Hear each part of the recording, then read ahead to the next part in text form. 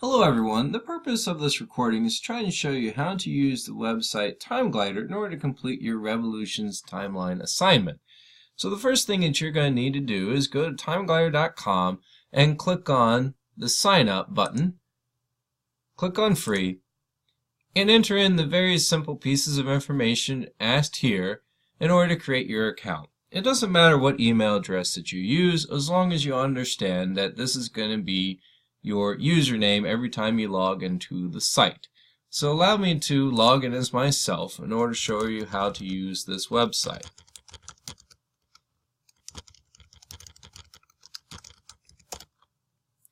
When using the website, there's a couple of different things that are going to be available to help you make sure that you understand how to input in events. The first way is by clicking here on how it works. But if you go into the app itself, you'll have a button here that's labeled as Guide that's really going to help you out in order to manage all the little details of this site. But when you create your first timeline, you're going to have to title your timeline somehow. So I'll just call this one Revolutions Timeline. And the only thing you really need to change is where it says here public URL. You might as well click this now because in the end you're going to have to share this timeline with me in order for me to be able to grade it. If you don't click it now, you'll be able to change that setting later, but it's better just to get it out of the way. So you click on Save, and now we're going to create our first event. You were given a list of events that need to be in this timeline in class, and it's also posted on Blackboard as well as the SCPS Google Drive. So when you look at your list, one thing you really need to do is to go through each of these events and just figure out when did these events occur, so it's very easy to put them in your timeline. So let's just take the storming of the Bastille as an example, and we can call this event Storming the Bastille, we can call it Attack on the Bastille. In general, you want to go with a shorter title rather than something that's too long. So we'll just title this simply as Bastille. And if you don't know when this occurred, we'll just go to Google, type in Storming of the Bastille, and here's the date for which it occurred, July 14th, 1789. So back in TimeGlider, click on the calendar and highlight the date, type in 1789, click on July 14th, and click OK. For every event, you're going to need to include 3 sentences that is going to describe this event. What was it? Why was it important? So this is where you look back on your notes, is where you do some light research as needed in order to fulfill this description. But you're also going to need to include an image of the event.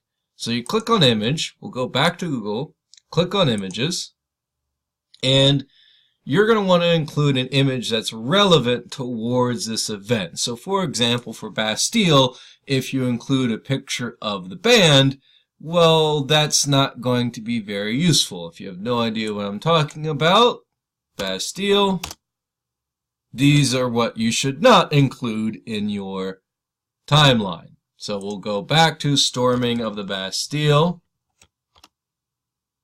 click on one of these pictures, and we will right-click, copy image address, go back to TimeGlider, and paste that in here. We'll then save the event, and we have it created. But since I didn't include a 3-sentence description, I can always click back on the event and include that description and make the changes as needed and click Save. Another thing that I can easily do is go over here, click on View List, and I can click on Bastille and it'll take me to that same window. Alright, so now I need to create a new event. I could do this by clicking on New Event, or I can simply double click on the timeline and it's going to be able to help me create a new event. So let's take a different event, but this time one that ranges over a span of time. So let's do, for example, the Reign of Terror. And we need to look up when this occurred. And here you go, September 5th, 1793 through July 28, 1794. So we're going to go back to Time Glider, change the year from 1789 to 1793. Go to September 5th, click OK. But since this did not occur on one day, we'll click the button for span. And we're going to click on calendar again, 1794 and July 28th. And click OK. Again, we need 3 sentences that describes what was the Reign of Terror, why was it important, how is it significant to history. So we'll go into image and we'll select some kind of image that would best signify the French Revolution's Reign of Terror, and copy the image address into here and click Save. So let's do one more event, but let's do one that maybe it's a little bit more difficult in order for us to be able to discern the exact begin and end date. So one of the things that you have to have are like causes of the French Revolution. Let's just say that you want to say Enlightenment is one of these causes. This is very open to what you want to put in here. It could be a States General. It could be the French famine. It could be the French joining the American Revolution and incurring high debt. It's up to you. But let's say that you want to do the Enlightenment. And we need to look up when the Enlightenment occurred. And notice here it gives us dates of 1685 to 1815. And again, it doesn't give us the month or the day for which it occurred. So we're going to go back into Time Glider, double click, Enlightenment beginning in 1685. But since we don't have a month or day, let's just call it January 1st, 1685. Click span and our end date 1815.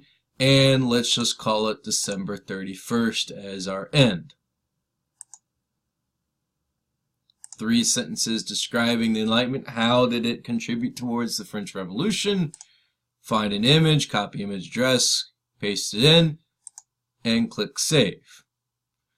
So now we have our different events. Sometimes when using Time Glider, the events are a little bit choppy. Usually you just have to log out, log back in. It's very easy to go from one to one. But if you have to make changes, again, you can go into View List and can make changes as needed. Alright, so let's just pretend that you are done with your timeline and it's time to get a URL link in order to send it to myself. So you're going to click on Sharing, select your timeline, and now it gives us a public URL for our events. It may not show your images. You just simply drag down, and you are just going to copy this link in the SCPS Google Drive. Is a sheet that looks like this. All you have to do is copy and paste your URL there, and you are now done with this assignment. If you have any questions, you can certainly see me in order to get everything sorted out, but in general everything should have been answered in this recording or by looking through some of the different options on your timeline, again just by clicking on Guide. I hope this was very informative and useful to you, and I'll see you in class. Have a great day.